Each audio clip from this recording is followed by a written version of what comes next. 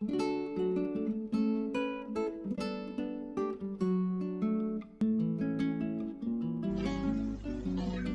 pada kesempatan kali ini saya akan membuat tutorial bagaimana cara pengisian belangko ijazah SMK tahun pelajaran 2021-2022. Sebelum menginjak ke bagaimana tata cara penulisan, pertama saya sampaikan acuannya dulu terkait dengan apa yang saya sampaikan. Seluruhnya mengacu ke Persejen Kemendikbudristek nomor 1 tahun 2022 tentang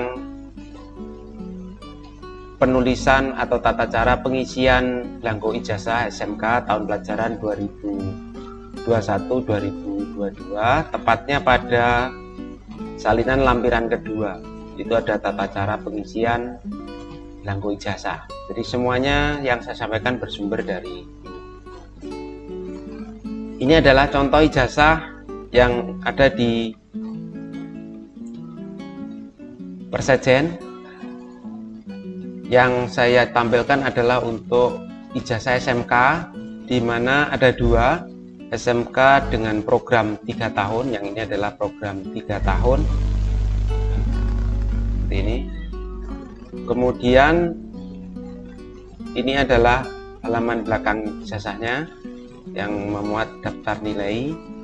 Kemudian yang ini yang 4 tahun ya. Yang membedakan sebenarnya yang 4 tahun dengan yang 3 tahun itu pada kode. Jadi kalau yang program 3 tahun ya, yang program 3 tahun kodenya itu adalah ada M _ SMK _ K13-3, itu yang membedakan. Untuk yang program 4 tahun, itu _ K13 kurikulumnya, itu berarti strip 4. Selain juga di sini ada tulisan program 4 tahun. Itu perbedaan mendasar antara belangko ijazah program SMK 3 dan 4 tahun di SMK. Baik, saya mulai yang untuk halaman depan, tata cara pengisian halaman depan. Ini adalah halaman depannya. Saya mulai dari yang 1A dan 1B. 1A itu program keahlian. Nah, program keahlian itu ditulis atau diisi dengan program keahlian untuk belangko ijazah SMK mengacu ke spektrum keahlian yang berlaku. Kalau kurikulumnya 2013 berarti spektrum keahlian tahun 2018. Di sana memuat nama program keahlian dan kompetensi keahlian. Kemudian yang 1B itu adalah kompetensi keahlian, diisi dengan kompetensi keahlian untuk belangko ijazah SMK. Ini juga sama, acuannya adalah spektrum tahun 2018. Selanjutnya adalah yang bertanda tangan di bawah ini, kepala, ini nomor 1, diisi dengan nama satuan pendidikan yang bersangkutan yang menerbitkan ijazah sesuai dengan nomenklatur. Nah, nomenklatur di sini adalah nomenklatur atau tata cara penulisan sekolah. Nah, yang ada dasar hukumnya adalah untuk sekolah negeri itu ada dasar hukumnya. Saya cantumkan di link deskripsi video ini, silakan nanti bisa download Pergub nomor 1 tahun 2019. Jadi peraturan gubernur yang itu merubah yang sebelumnya dikeluarkan, yang ada lampirannya itu adalah Pergub nomor 43 tahun 2018. Di sana ada lampirannya. Linknya saya share di link deskripsi video ini. Silakan nanti bisa di-download. Jadi contoh misalkan menerangkan kepala sekolah menengah kejuruan negeri 1 Banjarmasin. Ya, seperti itu, misalkan seperti itu, dia harus lengkap sesuai yang tertera di lampiran Pergub 43 tahun 2018. Di sana sekolah negeri, seluruh SMA, SMK negeri ada di situ. Silakan nanti bisa di-download di sana. Selanjutnya nomor pokok sekolah nasional yang nomor 2 ini diisi dengan NPSN sekolah. Jadi SPNS sekolah yang menerbitkan ijazah ini. Kemudian yang ketiga, kabupaten kota. Nah, ini agak krusial, harus diperhatikan betul bahwa di sana ada kabupaten kota itu tanpa mencoret, merujuk kepada peraturan dalam negeri nomor 58 tahun 2001 tentang kode wilayah dan seterusnya. Yang perlu contohnya di sini, kalau misalkan Bandung berarti kabupaten garis miring kota langsung ditulis Bandung. Kediri begitu langsung kabupaten garis miring kota Kediri. Blitar misalkan seperti itu kabupaten garis miring Blitar. Jadi tidak usah dicoret ya. Kemudian selanjutnya yang keempat itu adalah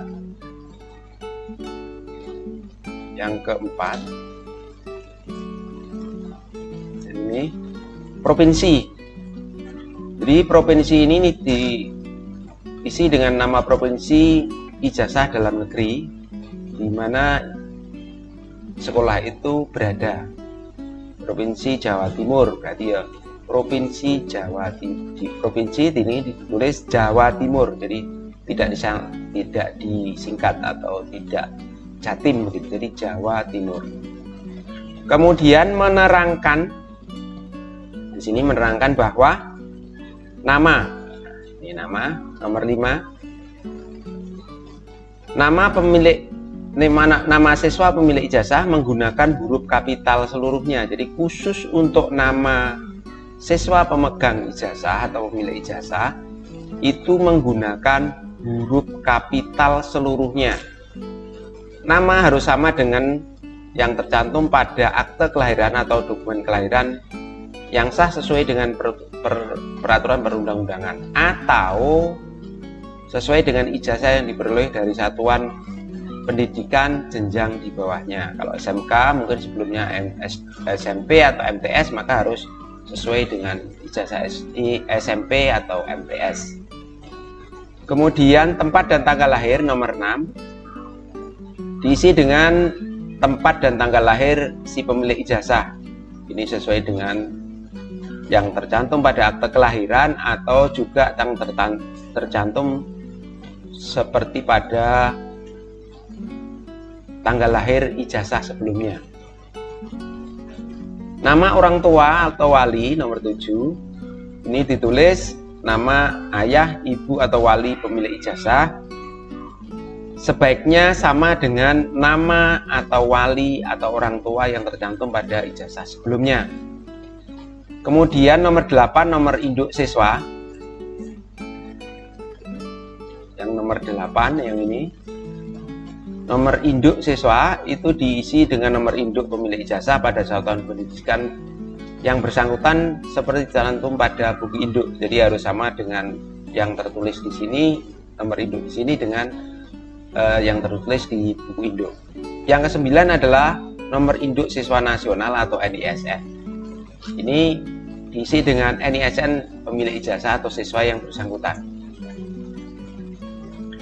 Selanjutnya adalah di sini ini biasanya nama kotanya, jadi diterbitkan.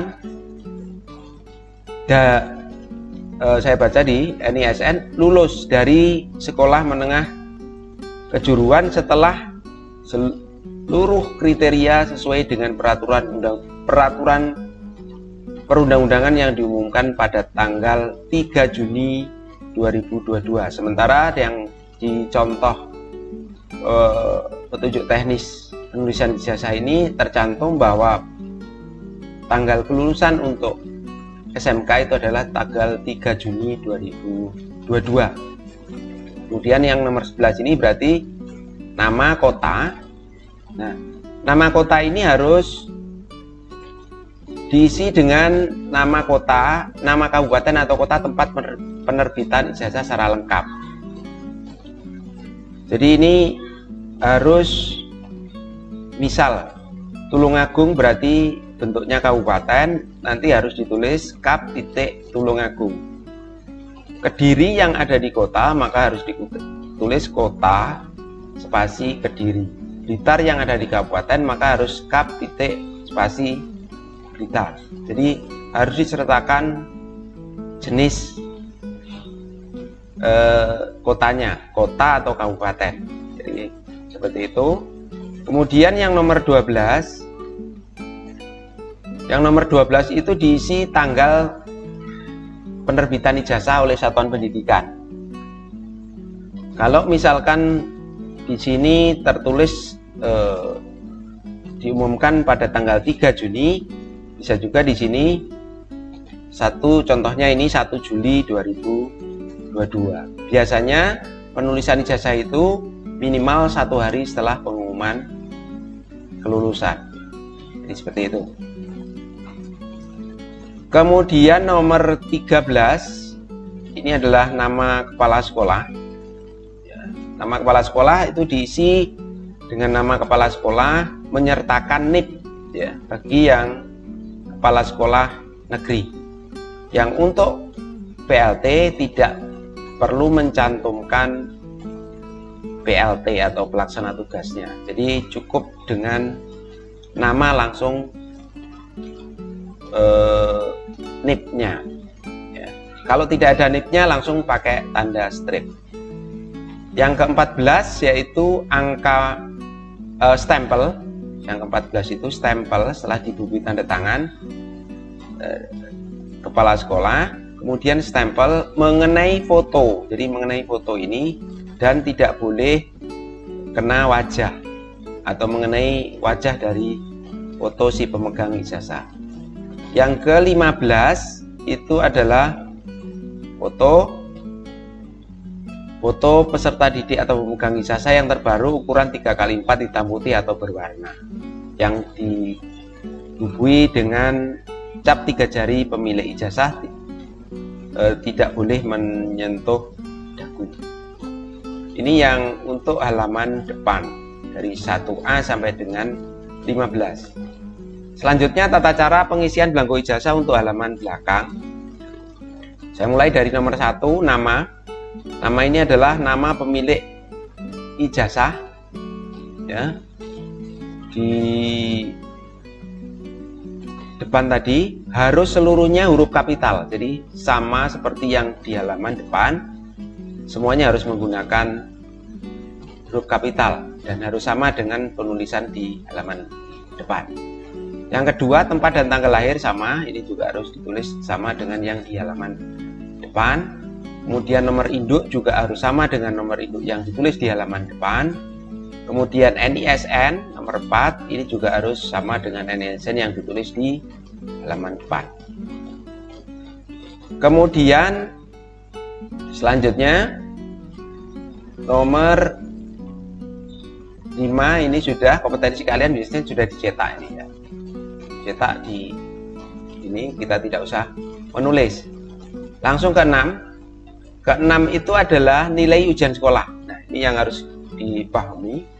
Nilai ujian sekolah di sini itu diperoleh sesuai dengan surat edaran Mendikbud nomor 1 tahun 2021 tentang peniadaan ujian nasional dan ujian kesetaraan serta pelaksanaan ujian sekolah ya pada masa darurat COVID-19 atau perubahannya. Nilai ujian sekolah untuk setiap mata pelajaran yang dimaksud ini nanti dalam bentuk skala 0 sampai dengan 100 dengan pembulatan 2 angka di belakang koma. Jadi misalkan nilainya 80,56, jadi harus ada koma, 2 angka di belakang koma, tidak bulat ya. Jadi seluruh mata pelajaran yang di sini yang ditulis ini adalah angkanya dalam bentuk 2 angka rentang 0 sampai 100 dengan pembulatan 2 angka di belakang koma. Tentunya yang tercetak di sini adalah mata pelajaran yang sesuai dengan struktur kurikulum yang sedang berlaku. Untuk muatan lokal bisa ditulis di sini ya. Banyak disediakan ada 3. Kalau misalkan hanya 2 ya ditulis 2, hanya 1 dan seterusnya. Kemudian yang ke-7 ini adalah rata-rata. Rata-rata ini adalah rata-rata dari nilai ujian sekolah ini secara keseluruhan, kemudian juga skala 0 sampai dengan 100 dengan pembulatan 2 angka di belakang koma. Jadi rata-ratanya juga dalam bentuk 2 angka di belakang koma. Selanjutnya yang ke-8 ini diisi sama seperti yang di depan tadi, nama kota diikuti jenisnya. Kalau kota ditulis kota, kalau kabupaten ditulis kabupaten atau cukup disingkat kap titik. Ya, seperti itu. Kemudian ini adalah tanggalnya sama dengan tanggal yang tertera di depan ijazah. Yang perlu diingat bahwa untuk tanggal ini tulisan angka dan bulan ditulis dengan menggunakan huruf kapital di depan, tidak disingkat. Ya, jadi harus menggunakan huruf kapital di depan. Kemudian 10 itu adalah nama kepala sekolah beserta NIP. Kalau tidak ada NIP berarti langsung di strip begitu. Yang ke-11 itu adalah stempel satuan pendidikan yang sesuai dengan nomenklaturnya atau yang berlaku, karena beberapa saat yang lalu ada beberapa perubahan stempel dan seterusnya. Ini terima kasih terkait dengan penulisan ijazah. Apabila Bapak Ibu ingin memerlukan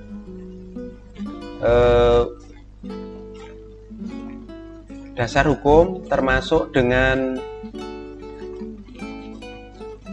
petunjuk teknis atau persajian ini bisa di-download di link deskripsi di bawah video ini.